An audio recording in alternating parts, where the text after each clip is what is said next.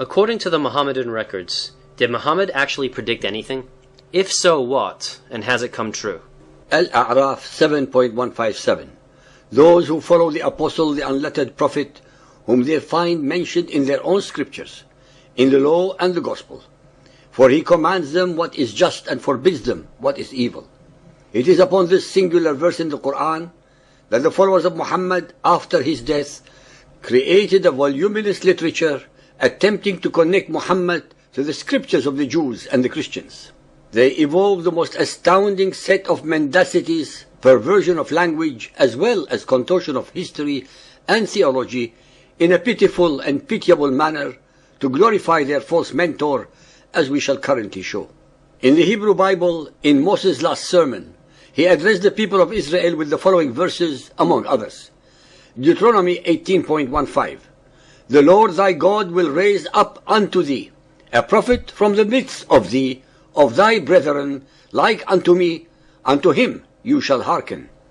I will raise them a prophet from among their brethren, like unto thee, and will put my words in his mouth, and he shall speak unto them all that I shall command him. In Deuteronomy 18:19-22, we find an even stronger warning. If anyone does not listen to my words, that the prophet speaks in my name, I myself will call him to account. But a prophet who presumes to speak in my name anything I have not commanded him to say, or a prophet who speaks in the name of other gods, must be put to death. You may say to yourselves, how can we know when a message has not been spoken by the Lord? If what a prophet proclaims in the name of the Lord does not take place or come true, that is a message the Lord has not spoken. That prophet has spoken presumptuously. Do not be afraid of him. Ladies and gentlemen, the words of the Bible are almost never ambiguous. They flow like a slow-moving, gigantic river, with a beginning, a middle, and an ending. Unlike the miasma of the Quran, which has no beginning, no middle, and no ending that can be seen in any chapter, let alone as a book. The God of Israel and Jesus makes it crystal clear that the prophets following Moses will be from the seed of Isaac and Jacob Israel, and no one else, not even Ishmael. And they all were. Furthermore, and most important, is the title of the God of Israel. It is Yahweh, and not Allah.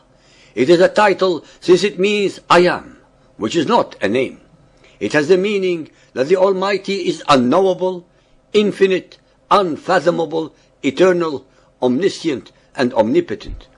According to Muhammad's Quran, Allah, on the other hand, is shown to be finite, unmerciful, unsure, wavering, vacillating, thereby repeatedly abrogating earlier statements and instructions. Deceitful, and of course most relevant of all, is not called Yahweh.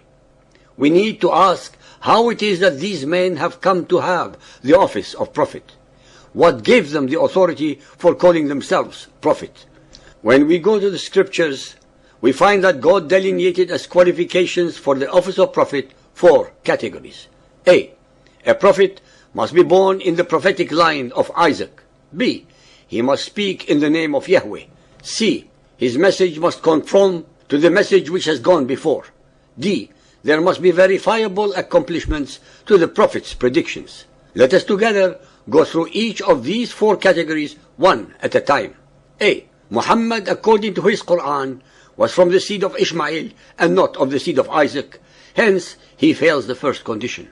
B, a prophet must speak in the name of God, Yahweh or Jehovah, the unique name which he gave his creation to use. What exactly is that name? It is the Hebrew name for God revealed to Moses on Mount Sinai in chapter 3, Exodus, consisting of the 4 consonants YHWH, known as the Tetragrammaton. In Exodus 3.1-16, where God talks to Moses at the burning bush, we find God referring to himself as I am, which in Hebrew is pronounced Yahweh. And the Almighty continues by saying that this is my name forever, signifying that it is his eternal name, the name which only God can take for himself. Muhammad fails once more the second condition. C, the prophet's message must conform to those that were revealed earlier. Here again, Muhammad and his Quran failed miserably, since Muhammad was not circumcised, nor did he make it mandatory to his followers. Thus, he broke the very covenant that God made with Abraham and all the males of his seed for eternity. Moreover, Muhammad's Quran does not follow the biblical food prohibitions, nor do the verses of the Quran represent a true reflection of those of the Bible, but on the contrary, they are perverted and twisted versions of them. Yet again, does Muhammad fail, this time the third condition. D. There must be verifiable accomplishments to the Prophet's predictions. Let us together again explore the very Arabic sources in the Ahadith regarding this subject. Aisha, his beloved child bride and the mother of the believers, asserts the following. Sahih al-Bukhari Hadith 6.378, narrated by Masruq. Aisha said, and whoever tells you that the Prophet knows what is going to happen tomorrow is a liar. If Muhammad could not even tell what would happen on the morrow, then he could not possibly have predicted anything. Sahih al-Bukhari 4.401, narrated by Auf ibn Mali. The Prophet said, count 6 signs that indicate the approach of the hour. My death, the conquest of Bayt al-Maqdis, the Temple of Solomon, a plague that will afflict you and kill you in great numbers, as the plague that afflicts sheep, the increase of wealth to such an extent that even if one is given 100 dinars, he will not be satisfied. Then an affliction which no Arab house will escape, and then a truce between you and Bani al-Asfar, that is the Byzantines, who will betray you and attack you under 80 flags. Under each flag will be 12,000 soldiers. As we all know, not one of these predictions came true. Invariably, some followers of Muhammad will bring up the following verse regarding the Roman conquest of Persia as indicative of prophecy. Al-Rum 30.1. The Romans have been defeated in a land close by, but they, after their defeat, will be victorious within a few years. The Byzantines actually did become victorious over the Persians, who had at first defeated them. Yet, there are fundamental problems with this alleged prophecy. According to Yusuf Ali, the Arabic in a few years signifies a period of 3 to 9 years. Yet, according to the historical records, the victory did not come until nearly 14 years later, in AD 630, not the few years alluded to in the Quran. Moreover, the Hadith collection of Al-Bukhari provides further corroboration that Abu Sufyan's visit with Heraclius occurred after the signing of Hudaybiyah in 632 AD, and hence after the Byzantine victory. Sahih al-Bukhari 4.399, narrated by Abdullah bin Abbas, that Abu Sufyan bin Harb informed him that Heraclius called him and the members of a caravan from the Quraysh who had gone to Sham as traders during the truce which Allah's apostle had concluded with Abu Sufyan and the Quraysh infidels. This verse was revealed, as usual with Muhammad, after the event, and hence there was no prediction. Furthermore, Muhammad claimed that the Antichrist, called the Dajjal, was to appear shortly after the Muhammadan conquest of Constantinople.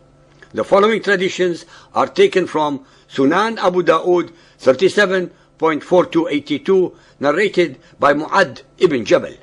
The Prophet said, the greatest war, the conquest of Constantinople, and the coming forth of the Dajjal, the Antichrist, will take place within a period of 7 months.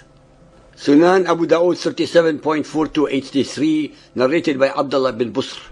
The Prophet said, the time between the greatest war and the conquest of the city of Constantinople will be 6 years, and the Dajjal, the Antichrist, will come forth in the 7th. Actually, Muhammadans conquered Constantinople in May 1453. Based upon the preceding traditions, the Antichrist was to appear in December 1453 at the earliest. Hence prophecy regarding the Antichrist advent to take place 7 months after the conquest of Constantinople did not materialize. But probably the most popular miracle which has been passed down by the Hadith and fomented by the Muhammadans even today is the splitting of the moon by Muhammad. It is recorded in Sahih Muslim 4.1467 by Abdullah bin Mas'ud. We were along with Allah's Messenger at Mina. That moon was split up in two.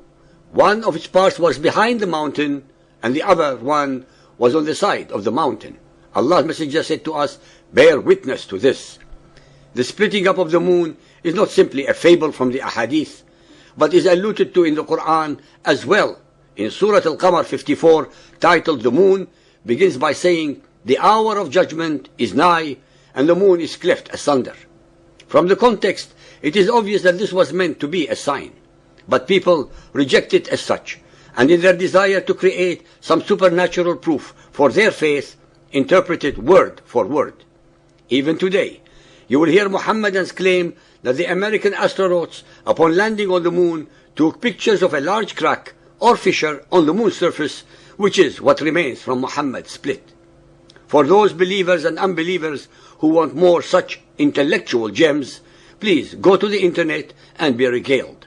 As far as we are concerned, enough is enough.